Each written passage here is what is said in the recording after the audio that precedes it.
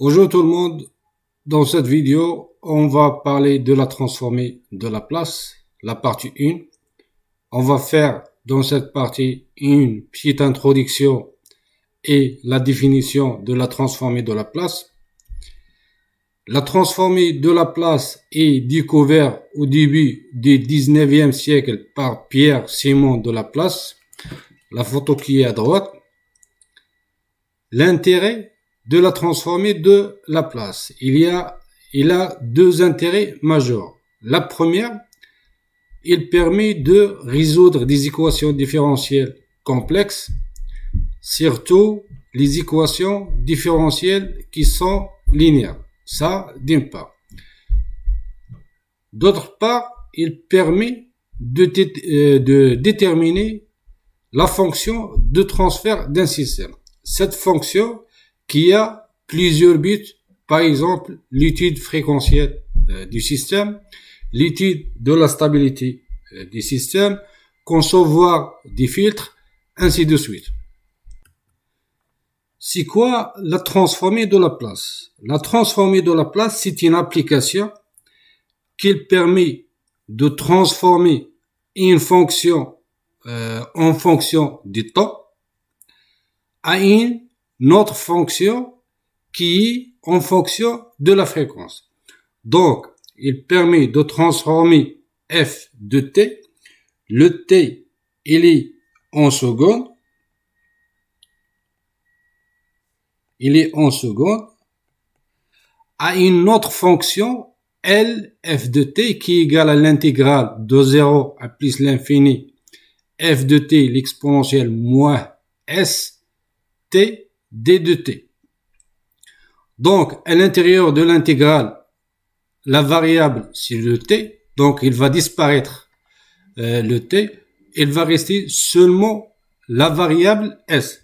La variable s, c'est la variable de Laplace. C'est un nombre qui est complexe. Dans les bouquins anglophones, ils les appellent S, tandis que dans les bouquins francophones, ils les appellent P.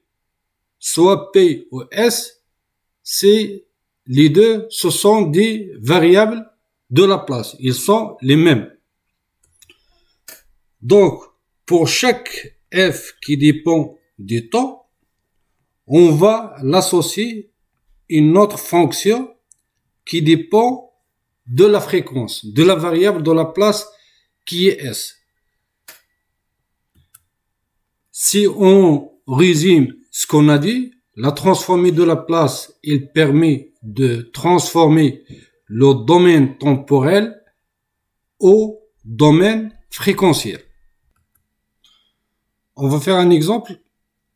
L'exemple qu'on va faire, on va faire la transformée de Laplace de la fonction échelon unité. C'est quoi la fonction échelon unité? C'est la fonction qui est égale à 0 lorsque le temps il est inférieur à 0, strictement inférieur à 0, et égal à 1, c'est le temps il est supérieur ou égal à 0. Donc, le tracé de la fonction échelon unité, il est comme ça. Il est ici lorsque le temps il est inférieur à 0, égal à 0. Et lorsque le t il est supérieur ou égal à 0, la fonction u de t égale à 1. Donc, selon la définition de la transformée de Laplace, c'est l'application qui permet de transformer f de t, une fonction en fonction de temps, à une autre fonction en fonction de la fréquence. Grand f de s égale à l'intégrale de 0 à plus l'infini f de t l'exponentielle moins s t d de t. Donc, la transformée de Laplace de la fonction échelon unité, u de t, il sera grand U égale à l'intégrale de 0 à plus l'infini.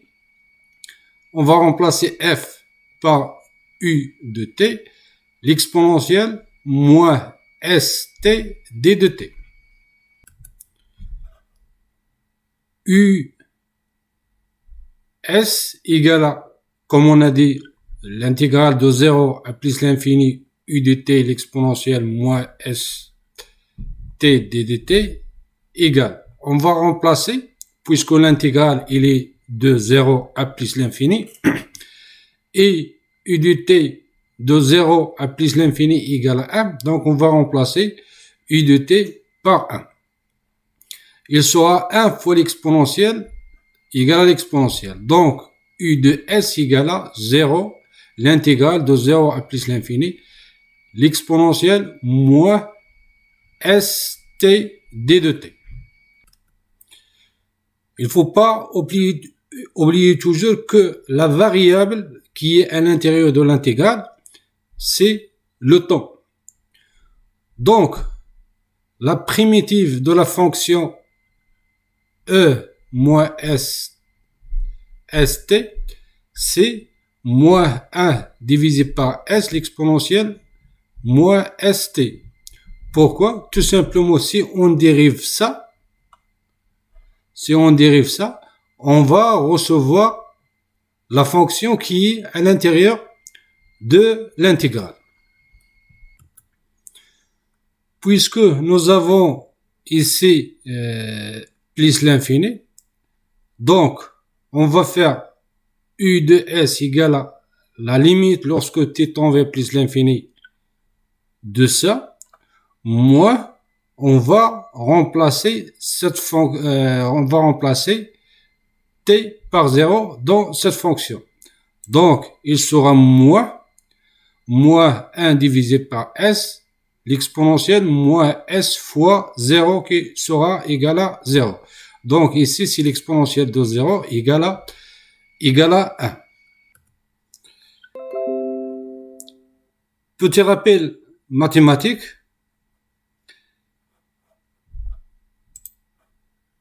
La limite de t lorsque t tend vers plus l'infini de l'exponentielle moins s de t, il existe seulement si le réel de s il est supérieur à 0. On a dit tout à l'heure que la variable s c'est un nombre qui est complexe, donc il contient une partie réelle et une partie imaginaire. Cette limite, il existe si le réel de s il est supérieur à 0. S'il est égal à 0 ou il est inférieur à 0, cette limite n'existe pas. Donc, si on va supposer le réel de s, il est supérieur à 0. Dans ce cas, cette limite, il sera égal à 0. Donc, on va remplacer la limite de l'exponentielle moins st lorsque t tend vers 0 par 0. Donc, on va voir moins 1 divisé par s fois 0, moins 1 divisé par s fois 1. Donc, il sera moins 1 divisé par s. Donc, on va éliminer ça. Et ça, moins, il va donner plus. Donc, la transformée de la place de la fonction échelon unité, il donne 1 sur s si le réel de s il est supérieur à 0. Merci, à la prochaine vidéo.